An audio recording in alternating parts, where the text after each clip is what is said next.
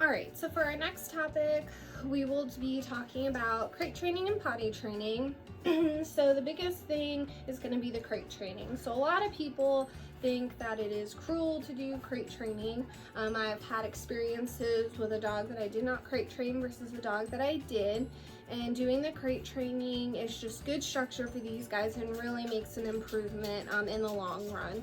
So we want your family, your new furry family member, to blend into the family and just mesh and kind of smoothly transition with your guys' typical routine versus being a headache. It's not, fair to you and not fair to the pup. So being a little strict and doing these tips as far as crate training now will really help you in the future, and to have that smooth transition and to get them potty trained as quick as possible.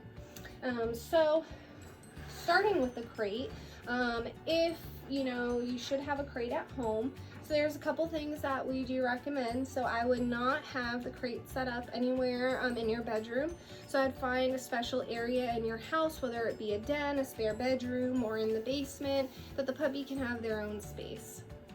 With the crate, having that set up, trying to get it in the video here, it's a little hard, but having this crate in there, there is a little divider in here as well that does kind of separate, so you're not giving them the whole crate. So the reason for that is you don't want to give them a whole lot of space. So if I gave them this whole clinic to run around in, they're going to go find a tiny little spot to use the bathroom and then come over somewhere else and lay down, and you want them to deal with it. So I equate these puppies just like babies. You wouldn't leave an infant rolling around on the floor. You have a secure place for them to be, and they also have a diaper on, so that when they're going to the bathroom, they're not having accidents.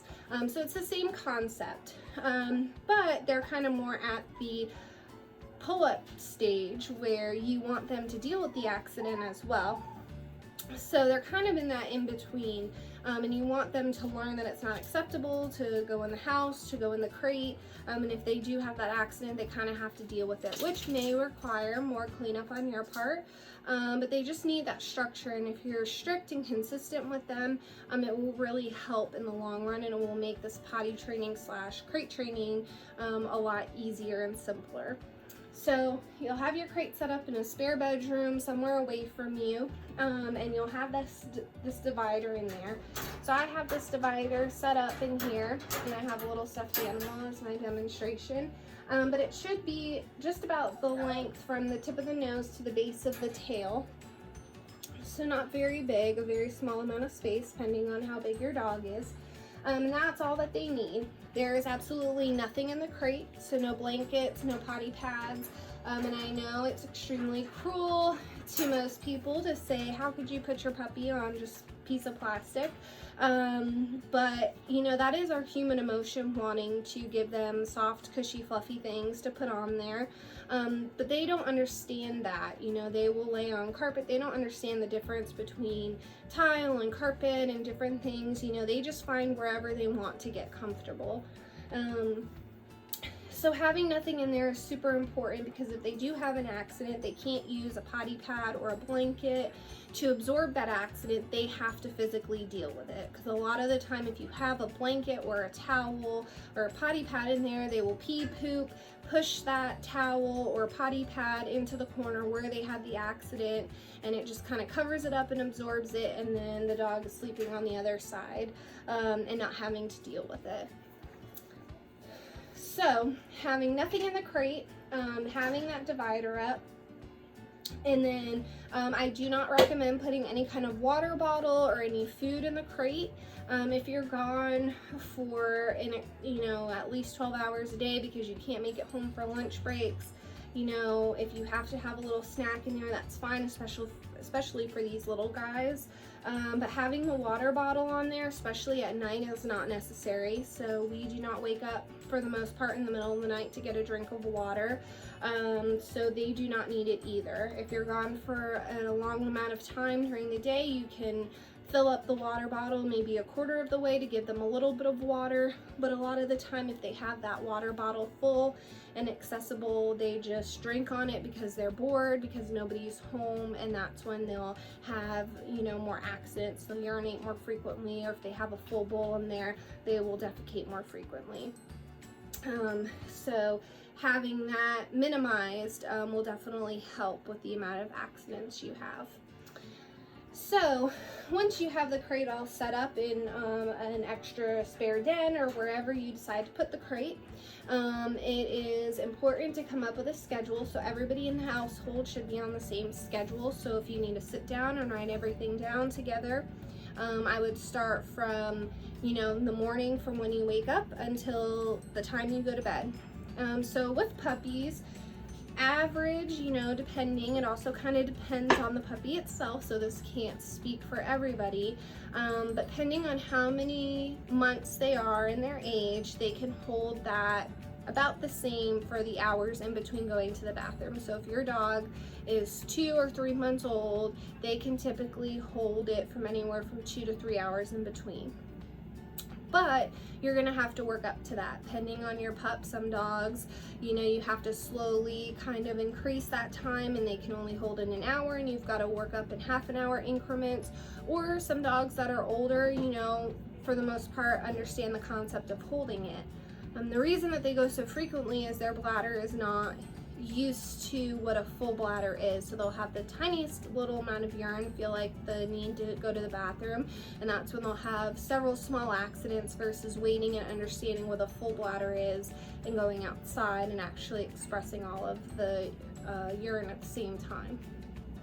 So if you get on a consistent schedule, that will help with these guys as well. So when you wake up in the morning, you should be able to take your pup, and I always recommend taking them, and especially if they're tiny enough, picking them up, because sometimes they'll be extremely good throughout the night.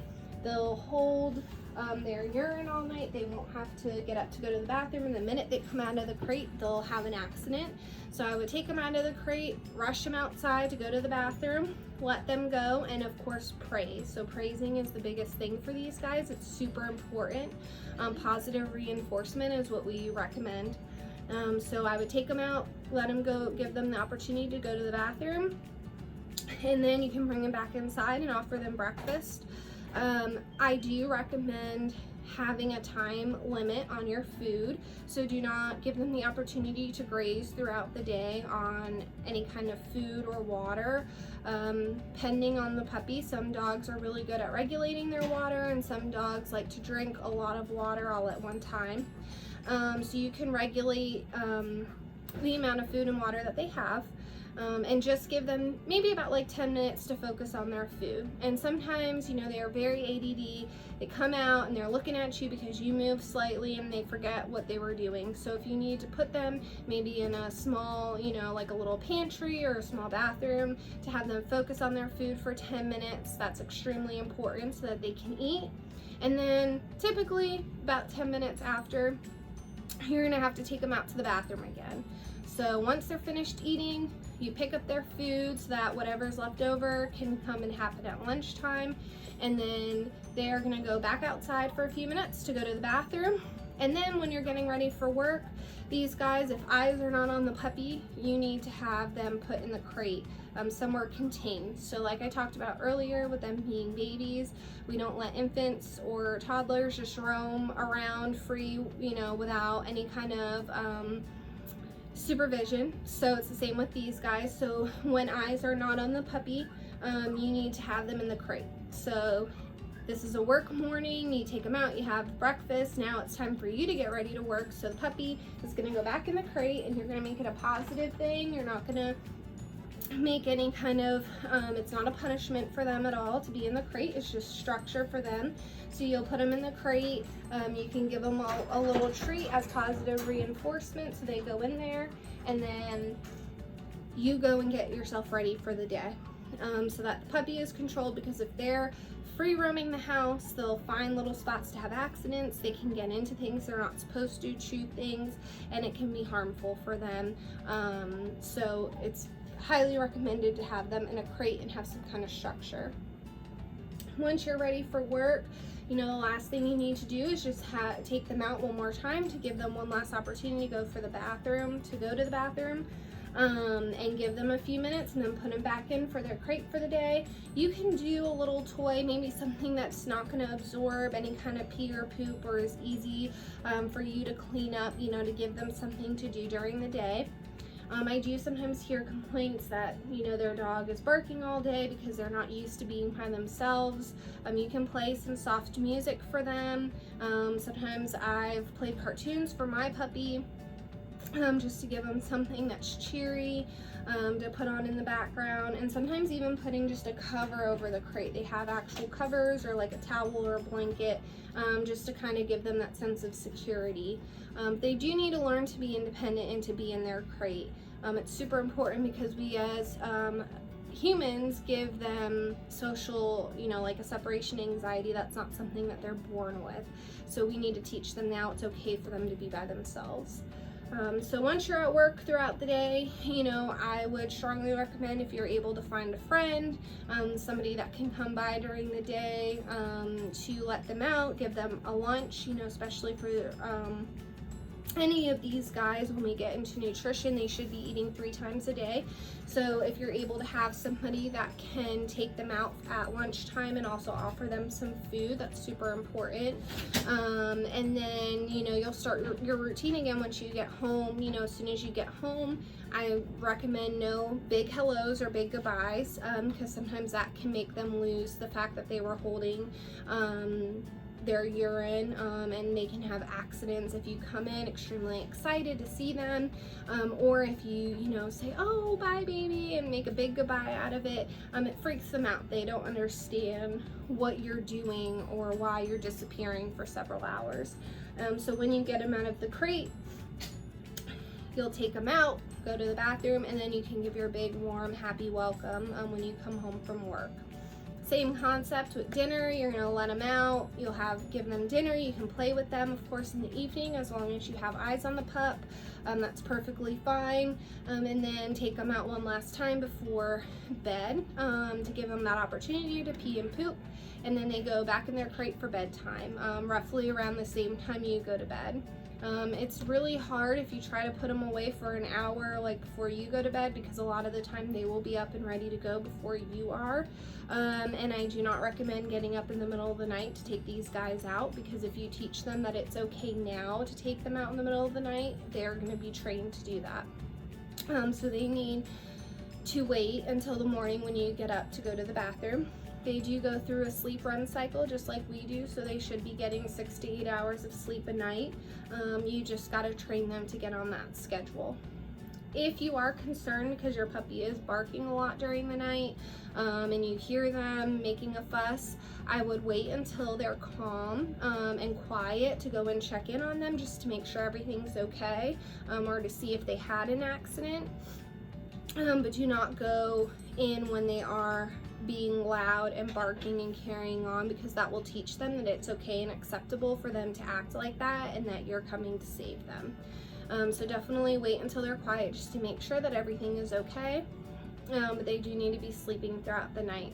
So having that consistent schedule and writing everything down is super important, to have a schedule that everybody in the household is on, because after a couple of weeks of doing that, you will see that your puppy will be trained, in the most part, to go at those times and to finish eating, and it will just make it a lot a smoother transition for you as far as the potty training and the crate training is concerned. Once they're potty trained and they're crate trained, you can let them out, during the day when you want. They don't have to be crated throughout the day. They don't have to sleep in their crate at night. It's really just for the structure right now for them. So if you are strict and consistent now for a good month or two, you could have your puppy potty trained and crate trained, and then they have, the free range of going wherever they want in the house, because they're not going to have an accident. They know how to communicate that they need to go to the bathroom, or they're used to your schedule and know when they're going to have the opportunity to go. So right now it's more structure, but then as they get older, you can become lenient or not, however you want to be. I am a person that likes my animals in bed with me, so I understand that, you know, especially having them cute and tiny puppies right now, you want to have them in bed. But if you do the structure and consistent now, you can then have them on your bed for the rest of their life, and have them trained so you're not stressed about having to worry if they're going to go wander somewhere and pee in a corner that you're not going to know about or you'll find in the morning. So consistency is key when it comes to these guys in routine. And again, when I said praising, that's super important. So finding a good little treat for them, you know, to give them when they do good things. So we have some of the Science Diet soft and chewy training treats. They're really tiny treats. So it's good to give them something tiny because it's easy for them to eat. If you give them too big of a cookie, they forget why they got it as a treat. So praise is super important. You never want to praise them for the bad. You always praise them for the good. So even if they have an accident in their crate, or they have an accident in the house and they don't make it outside, or they don't go outside like they're supposed to, old school way was to rub their nose in it and yell at them and scold them. You need to just clean it up and move on. You don't want to yell at them for having an accident because they don't understand what they're getting yelled at for, especially if it was something that was done while you were at work and it was maybe an hour or so ago. All they see is you giving them attention, and if you give them attention for the bad stuff, they will learn that they get a reaction out of you and that they can continue to do those things and get your attention if you're not paying attention to them. So you do need to praise them for, you know, just the good and ignore the bad. So that is super important. When they go to the bathroom outside like they're supposed to, you can jump up and down. You can give them love as a praise. You can give them treats as a praise. But any kind of just like good attention to them is some kind of positive reinforcement. So you really don't have to do a lot with these guys. But having that positive reinforcement when they're doing good and ignoring the bad is super important, because they will learn to get your attention in the bad ways if you yell at them. Even though it is extremely frustrating when they do have an accident after you spent 10 or 15 minutes outside getting them to go. They are just babies, so we have to be patient with them and teach them where they're supposed to go and just continue to exposing them to these new areas, and they will get it. So they are very smart. So it's just all about patience is key. Other than that though, I mean, using the crate, you know, to your advantage, even when you're at home, even if you work from home, I still highly recommend having a schedule, giving them at least a couple hours in their crate by themselves in a different room. They don't need to be with you 24/7. So giving them that independence is super important. Even if you're off on the weekends, you can put them in there for like an hour or so while you're cooking dinner or you're watching a movie, just to give them some time. But using that crate is definitely going to be the best thing for you and your pup to get through the potty training phase together. Some people do have the potty pads in the house. I don't recommend the potty pads because of the fabric that they are. A lot of puppies just think it's something else that they can chew on, and they don't really understand the concept.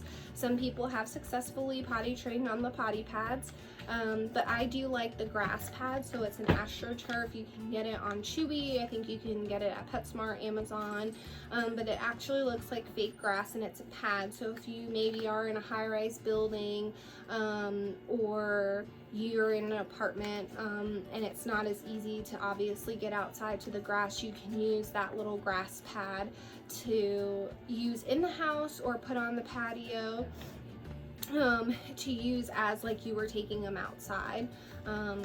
So you can use that as an alternative if you can't get them outside, or maybe it's raining, especially in Georgia. Our weather is very inconsistent, so if it is a rainy day, some of these little guys do not like to go out in the wet grass. You can use that as an alternative. It actually saves money as well, because you can rinse it off and clean it and reuse it versus having to throw it away constantly like the puppy pads and the paper pads that you buy. But I do love the grass pads, so those are a great alternative for these guys. if you need to use that and you don't have access to that outside.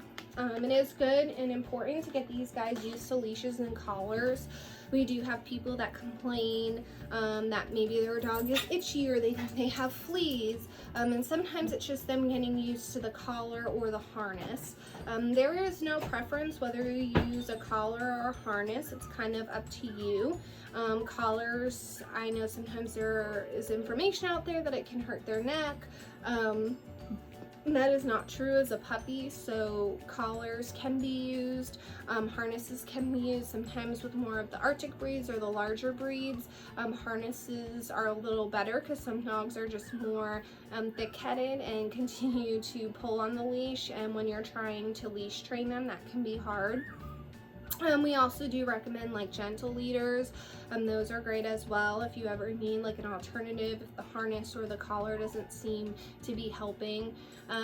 But get them used to the collar, keep the collar on, you know, like women who have learned to wear bras at an early age. It's just weird, something new to get used to. So keeping those collars or the harness on, like especially when you're home, it just gives them an opportunity to be exposed and get used to that. Same with leashes, so even though these little guys may be next to you and you feel like they listen to you very well, I would highly recommend to get them used to a leash and to keep them on a leash still.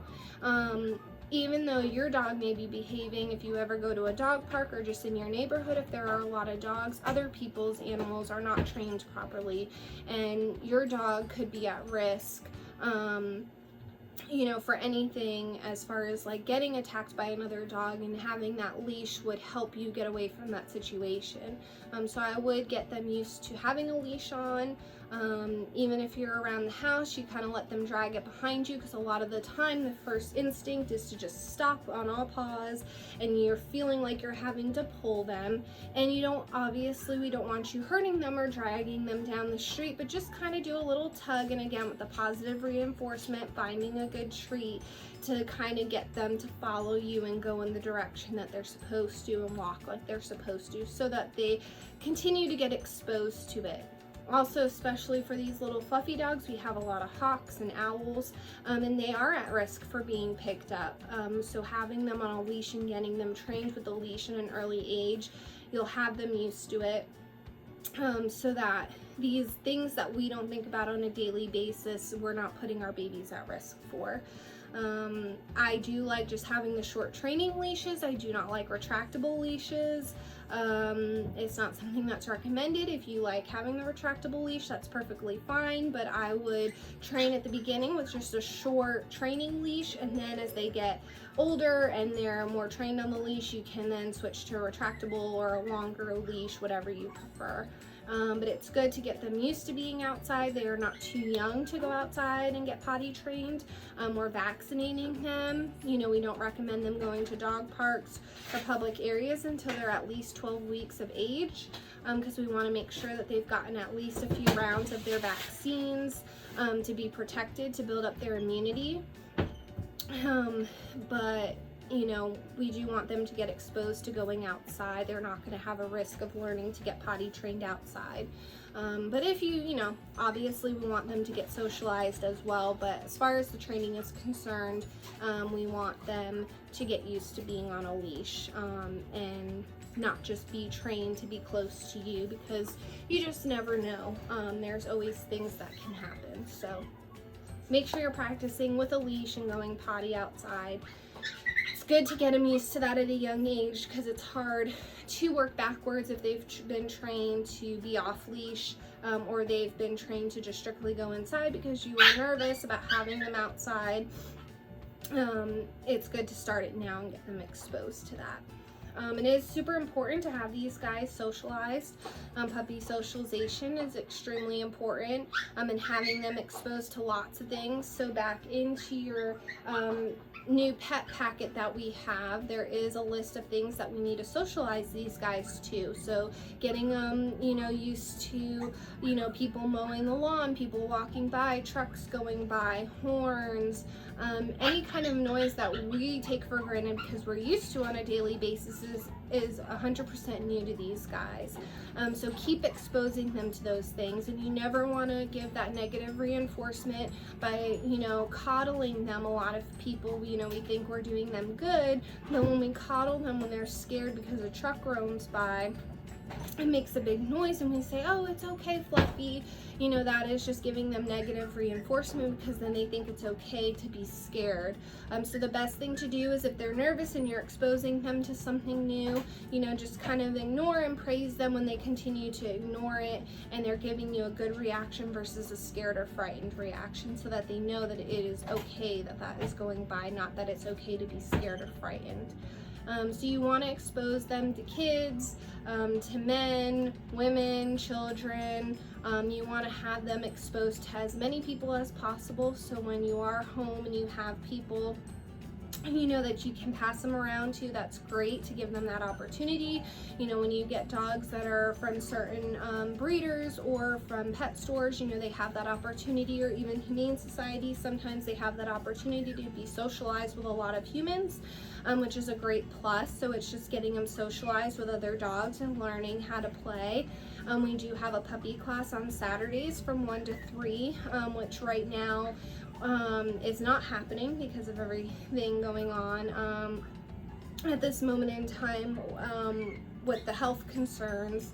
But we typically have that from 1 to 3 on Saturdays that I do, that gives them an opportunity to socialize with other dogs and learn how to play and be dominant and submissive, which is super important because a lot of dogs don't get the opportunity to socialize properly with other dogs, and it just makes for so much better experience for these guys to learn, not be scared of other dogs and different breed types.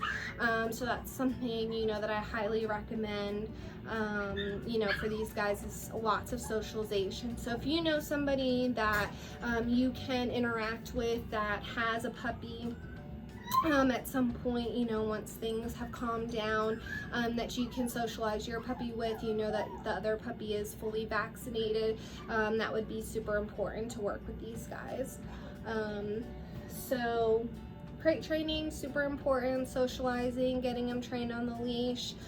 Positive reinforcement is key, so make sure that you find their favorite treat to continue to positively reinforce these guys, to keep them on the right path and doing what they need to do to help them and to help you.